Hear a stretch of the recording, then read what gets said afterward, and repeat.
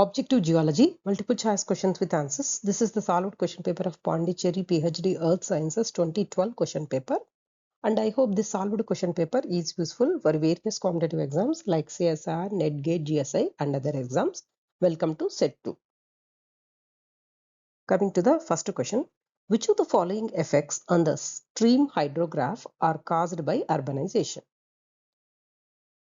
The choices are A. Decreased infiltration, increased runoff, increased peak flows, decreased base flow. B. Increased infiltration, decreased runoff, increased peak flows and decreased base flow. C. Decreased infiltration, increased runoff, decreased peak flows and increased base flow. And D is increased infiltration, decreased runoff, decreased peak flows and increased base flow. The effects on the stream hydrograph, these are caused by urbanization, are decreased infiltration, increased runoff, increased peak flows and decreased base flow. So urbanization, it significantly alters the stream hydrographs by decreasing infiltration and increasing surface runoff, leading to higher peak flows and also lower base flows and a shorter time to peak. So these changes are primarily due to increased impervious surfaces, altered drainage patterns and reduced vegetation. So A is the correct option. Next question. Which of the following conditions will make an aquifer vulnerable to contamination? The choices are A. Shallow water table and thick vegetation cover. B. Presence of a thick vadose zone. And C. Presence of a calcrete horizon below the soil. And D. Shallow water table and coarse grained soils. The condition which will make an aquifer vulnerable to contamination is shallow water table and coarse grained soils. A shallow water table and coarse grained aquifer materials, they significantly increases an aquifer's vulnerability to contamination.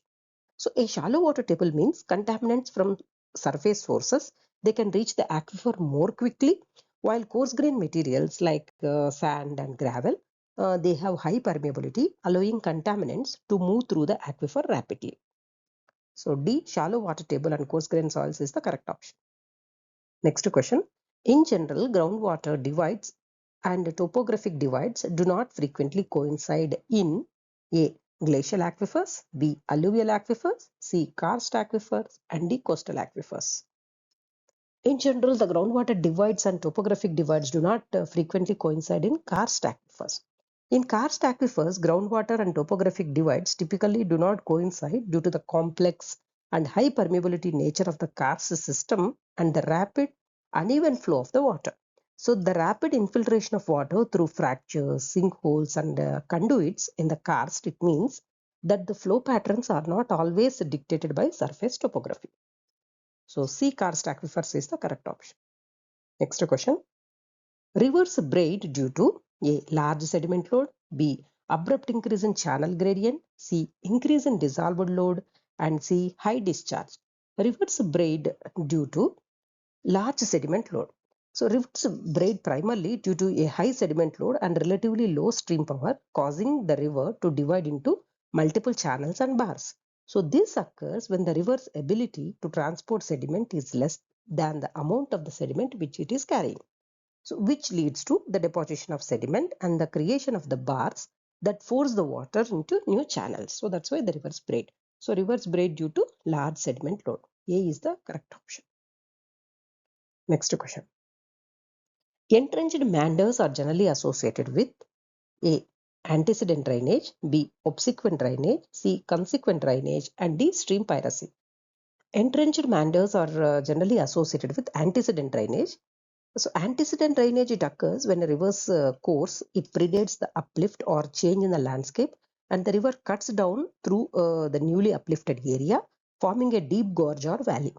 Entrenched meanders are the result of this downcutting process where the river maintains its meandering course even as it erodes deeper into the bedrock.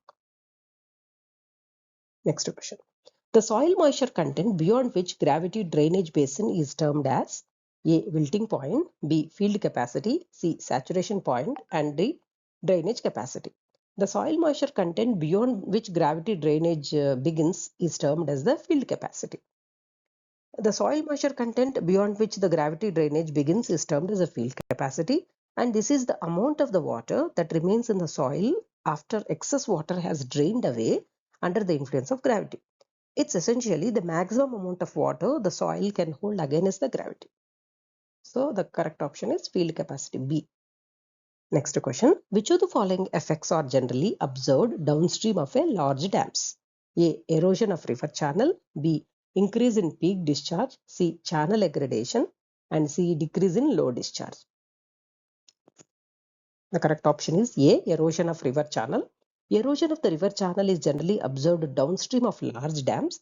So this is because dams trap sediment upstream, reducing the sediment load in the downstream flow. And the water which is released from the dam then has a higher capacity to erode the riverbed and the banks. So erosion of river channel is generally observed downstream of large dams. Next question. A stream that has adjusted its longitudinal profile such that it expends most of its energy in sediment transportation is termed as A. Resiquent stream, B. Matured stream, C. Graded stream, and D. Consequent stream. So the correct option is C. Graded stream. A stream that has adjusted its longitudinal profile so that it primarily uses its energy for sediment transportation is called as a graded stream. So this adjustment results in a balance where the stream's erosional and depositional processes are in equilibrium. So C. Graded stream is the correct option. Next question. PKIKP is a seismic body wave which travels through A. Only upper mantle, B. Only upper and lower mantle, C. Only mantle and outer core, D. Mantle, outer core and inner core. PKIKP is a seismic body wave which travels through mantle, outer core and inner core. So this is a seismic body wave, specifically a P wave that travels through the Earth's mantle, outer core and inner core, and it is a refracted wave that passes through the inner core. A related phase, PKIP, this also travels through the mantle and outer core, but it reflects the inner core boundary. Next question. The Earth's magnetic field has undergone reversals in the past. So the present field is named after A. Gas, B. Brunhes, C. Olduvai, and D. Matiyama. So the correct option is B. Brunhes. The present Earth's magnetic field is indeed named after Bernard Brunhes. So more specifically, the current period of normal polarity is known as the Brunhes Chron, according to Wikipedia, and this is the last magnetic field reversal, and the Brunhes Matiyama reversal is also named after him. So this reversal, which occurred approximately 780,000 years ago, is named jointly after Brunhes and Motonori Matiyama, who both contributed to understanding geomagnetic reversals. Next question. Which magnetometer is working on the principle of superconductivity? A. Proton precision, B. Flux gauge, C. Squid, and D. Torsion. So the correct option is C. Squid. So a squid, that is superconducting quantum interference device magnetometer, it works on the principle of superconductivity and quantum interference, allowing it to measure extremely weak magnetic fields. And squids, they leverage the unique properties of superconductors such as zero resistance and the expulsion of magnetic fields to create a highly sensitive sensor.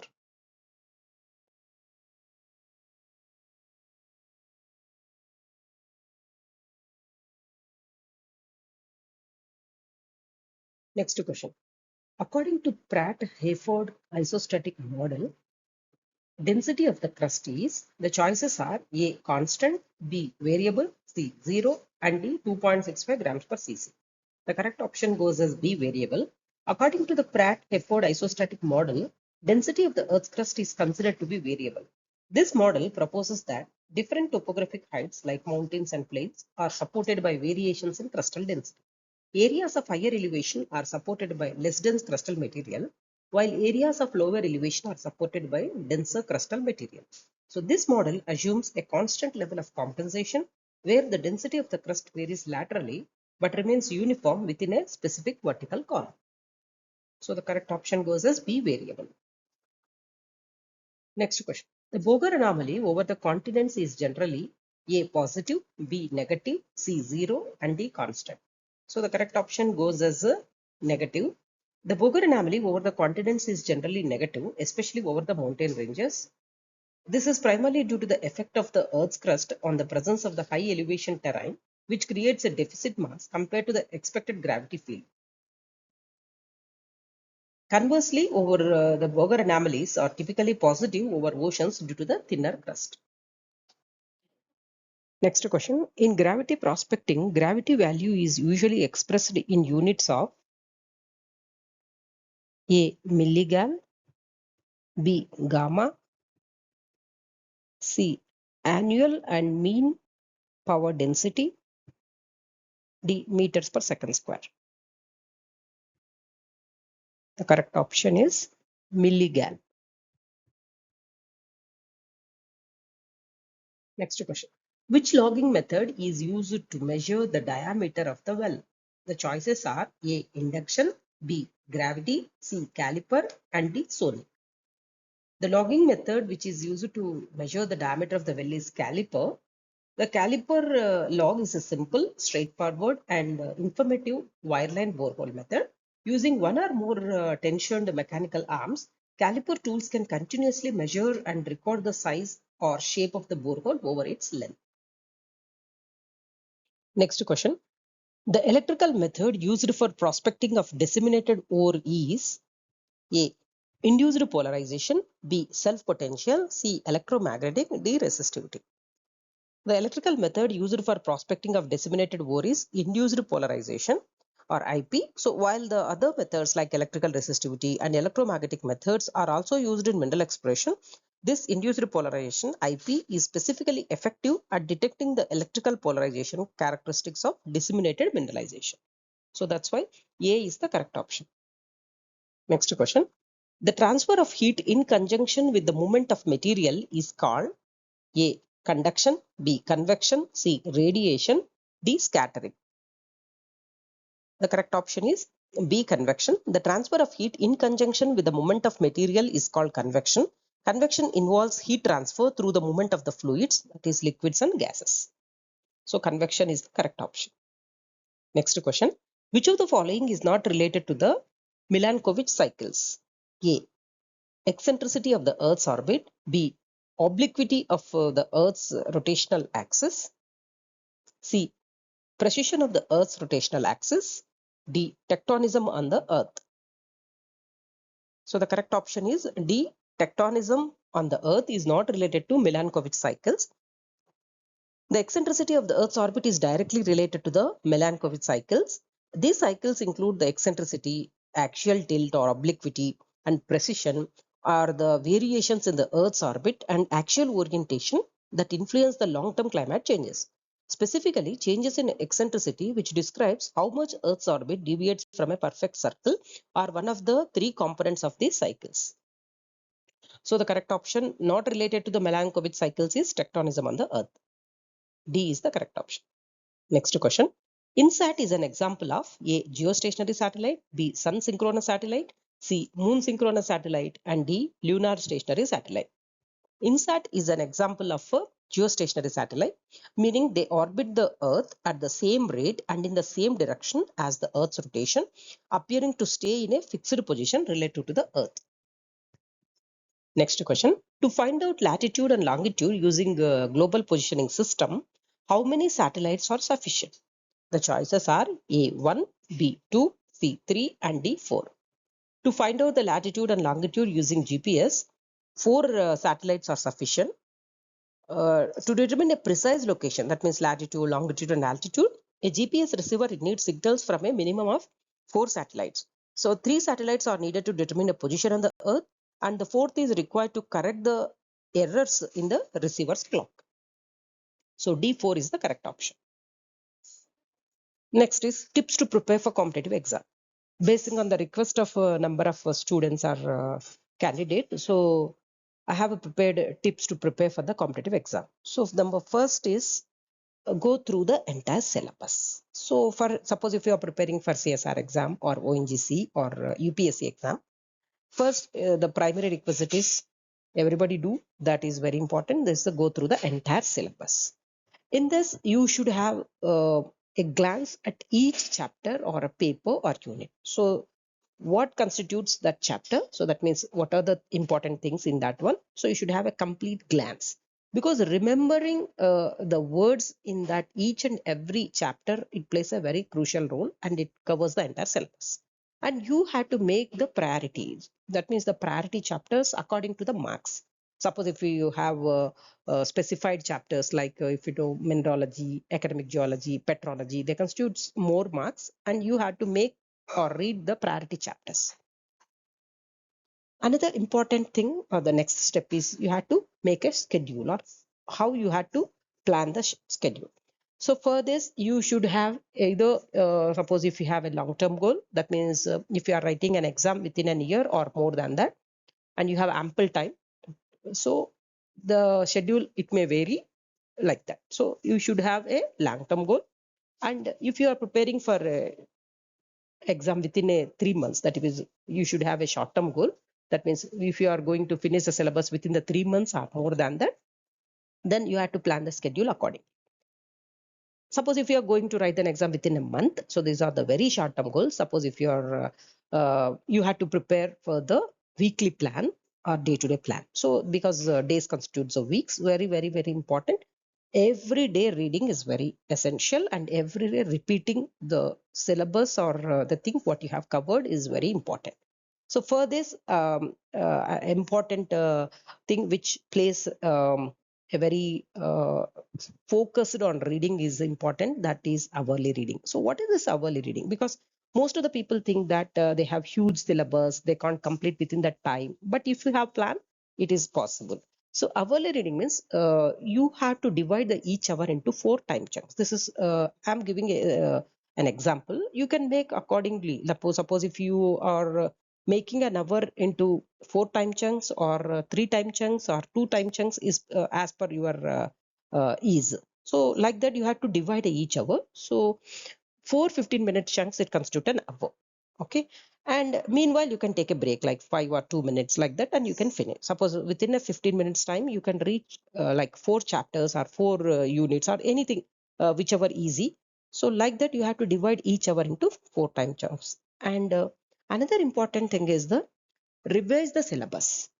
The syllabus revision is very important.